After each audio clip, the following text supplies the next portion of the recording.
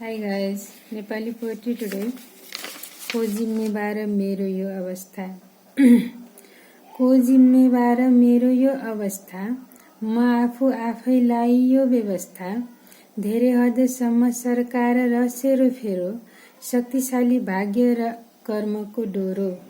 हिँड्दै गए अनवरत सत्य पथमा, भरि धैर्य साहस अन्तस चित्तमा। धेरै हदसम्म सपार्न सकिन्छ, भाग्योदय कर्मद्वारा गर्न सकिन्छ।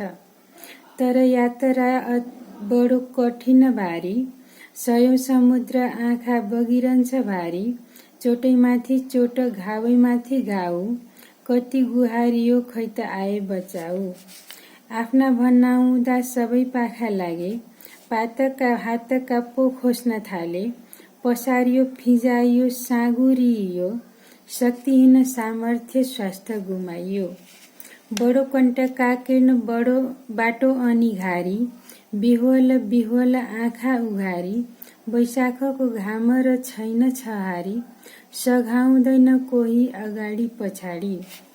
कयौं चोटि धिक्कारे आफू आफैलाई, गाली बेइज्जती आफू उसलाई। बनाएर बेवारिसे छोड्नेलाई, सताउनेलाई अनि व्यथा नबुझ्नेलाई।